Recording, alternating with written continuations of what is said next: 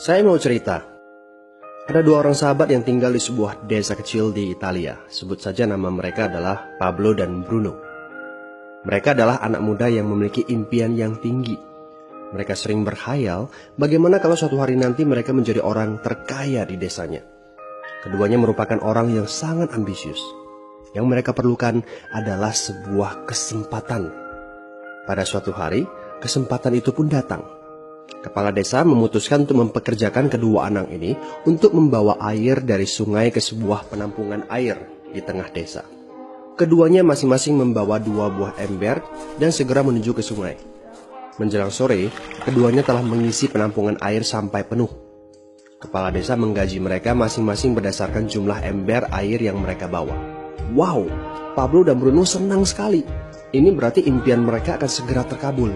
Mereka sulit percaya jika mereka bisa mendapatkan rezeki sebanyak ini. Mereka bekerja lebih keras lagi setiap hari agar bisa mengangkut air lebih banyak. Namun, Pablo mulai merasakan ketidaknyamanan. Ia tidak yakin pekerjaan ini bakal buat impiannya terwujud. Punggungnya nyeri dan kedua telapak tangannya lecet-lecet. Kian hari, kian takut saat harus pergi bekerja. Ia pun mulai berpikir keras mencari akal bagaimana caranya membawa air dari sungai ke desanya. Pablo mendapatkan ide. Bruno, saya punya rencana. Daripada kita mondar-mandir bawa-bawa ember setiap hari, kenapa kita nggak sekalian aja buat sebuah saluran pipa dari sungai ke desa kita? Saluran pipa? Ide dari mana itu? Seru Bruno. Kita udah punya kerjaan yang bagus, Pablo. Saya bisa bawa 100 ember sehari. Saya akan jadi orang kaya. Di akhir minggu, saya bisa beli pakaian baru. Pada akhir bulan, saya bisa beli seekor sapi. Dan pada akhir tahun, saya bisa bangun sebuah gubuk baru. Nggak ada kerjaan sebagus ini di desa ini. Setiap minggu kita bisa liburan. Setiap akhir tahun, kita berhak cuti selama 2 minggu dengan gaji utuh. Kita akan punya hidup yang layak. Jadi buang jauh-jauh lah pikiran untuk bangun saluran pipa. Tapi Pablo tidak putus asa. Ia akhirnya memutuskan untuk bekerja paruh waktu. Ia tetap bekerja mengangkut ember-ember air. Separuh waktunya, serta di akhir pekan, dia luangkan waktu untuk bangun saluran pipanya. Hal itu tidak mudah. Penghasilannya otomatis menurun dan dibutuhkan waktu 1 hingga 2 tahun sebelum saluran pipanya bisa menghasilkan sesuatu yang berarti. Bruno dan orang-orang desa mulai mengejek Pablo. Dia menyebutnya Pablo si manusia saluran pipa. Bruno yang berpenghasilan hampir 2 kali lipat dari Pablo terus memamerkan barang-barang baru yang berhasil ia beli. Sapi, keledai, pakaian, sepatu baru, gubuk bertingkat 2. Bruno bisa makan mewah di kedai.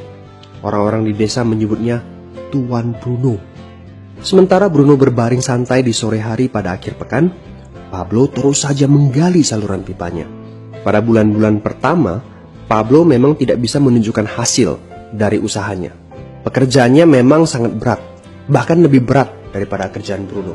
Karena Pablo juga harus bekerja pada malam hari. Demikian pula di akhir minggu. Tapi Pablo selalu mengingatkan pada diri sendiri bahwa impiannya dibangun berdasarkan pada perjuangan yang dilakukan hari ini. Dari hari ke hari, dia terus menggali, inci demi inci. Sedikit demi sedikit, lama-lama jadi bukit. Dari 1 inci kemudian menjadi 1 kaki. Kemudian jadi 10 kaki. Kemudian 20 kaki, 100 kaki, dan seterusnya. Bersakit-sakit dahulu, senang-senangnya kemudian. Demikian dia terus menyemangati dirinya sendiri. Sepulang kerja, tubuhnya lelah sekali. Fokus pada hasilnya. Kata-kata itu terus ia ulangi dalam hati setiap hari saat dia pergi tidur. Sementara dari bar di desa itu terdengar gelak tawa mengiringinya ke alam mimpi.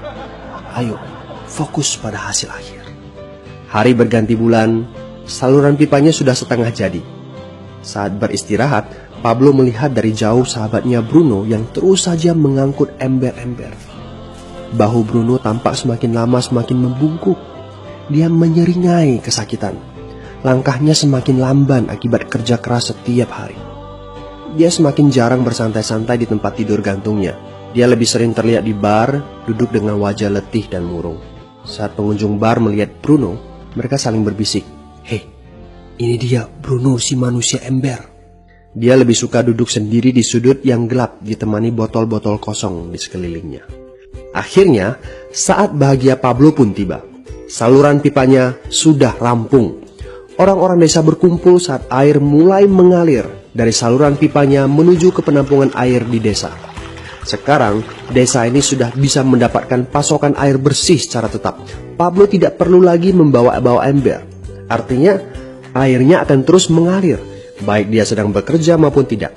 Air itu mengalir saat dia makan, saat dia tidur. Air itu mengalir di akhir minggu ketika dia asyik bermain. Semakin banyak air yang mengalir ke desa itu, semakin banyak pula uang yang mengalir ke kantong Pablo. Apa moral dari cerita ini? Pertanyaan yang paling penting untuk kita renungkan adalah, siapakah Anda? Seorang pembawa ember atau seorang pembuat saluran pipa? Apakah Anda hanya mendapatkan penghasilan jika Anda datang ke tempat kerjaan, seperti Bruno pengangkut ember?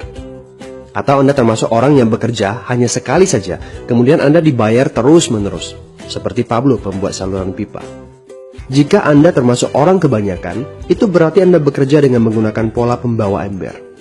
Anda membarterkan waktu untuk mendapatkan uang. Maksudnya, bekerja 1 jam dibayar per jam, bekerja 1 bulan dibayar per bulan, bekerja setahun dibayar per tahun. Masuk akal kan?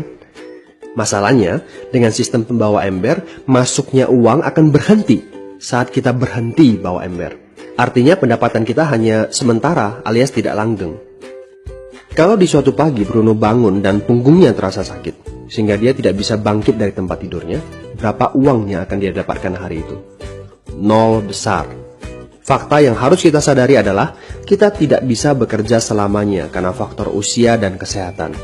Jika kita tidak sanggup membarterkan waktu kita, maka kita tidak akan mendapatkan uang. Pablo jauh hari sudah menyadari keterbatasan ini. Karena itulah dia langsung berpikir untuk menciptakan suatu sistem yang memungkinkan dia untuk terus mendapatkan bayaran baik dengan cara barter waktu ataupun tidak. Pikirkan ini. Bagaimana dengan Anda? Anda mau apa kalau besok penghasilan Anda berhenti? Apa yang akan terjadi kalau Anda dipecat? Apa yang terjadi kalau kemudian Anda sakit atau cacat sehingga tidak bisa membawa ember lagi? Bagaimana seandainya perawatan kesehatan yang mendadak yang harus Anda jalani menghabiskan uang tabungan Anda? Apa yang terjadi bila uang tabungan Anda itu langsung menguap dalam semalam? Kalau penghasilan Anda berhenti besok, untuk berapa lama Anda bisa membayar hipotek Anda? Cicilan rumah, mobil Anda, ataupun untuk biaya sekolah anak-anak Anda? 1 tahun, 6 bulan, 3 bulan, atau 3 minggu?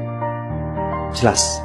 Apakah Anda bekerja sebagai penyapu jalan, bekerja di kantor, punya jabatan tinggi, atau memiliki toko, seorang profesional di bidang tertentu, tetap saja Anda membarterkan antara satuan waktu dengan satuan uang. Apakah dengan cara demikian Anda akan aman? Satu-satunya jalan untuk menciptakan keamanan yang sesungguhnya adalah seperti yang dilakukan oleh Pablo, yaitu membangun saluran pipa saat Anda masih bekerja sebagai pembawa ember. Dengan membangun sebuah saluran pipa, Anda cukup mengerjakan pekerjaan sekali saja, capeknya sekali saja, tetapi Anda akan dibayar terus-menerus. Saluran pipa ini akan memberikan Anda penghasilan walaupun Anda sedang tidur ataupun Anda sedang main. Penghasilan ini juga akan terus Anda peroleh setelah Anda pensiun, pada saat Anda sedang sakit ataupun cacat sehingga tidak bisa bekerja, dan juga dalam situasi darurat. Inilah yang disebut sebagai penghasilan pasif. Anda tahu, saat ini kami sedang membangun saluran pipa yang akan memberikan penghasilan pasif. Mau tahu caranya? Hubungi teman yang meminta Anda untuk menonton video ini. Dia punya akses untuk informasi yang Anda butuhkan. Mintalah video lanjutannya, atau jika memungkinkan, bertemu langsung dengan teman Anda.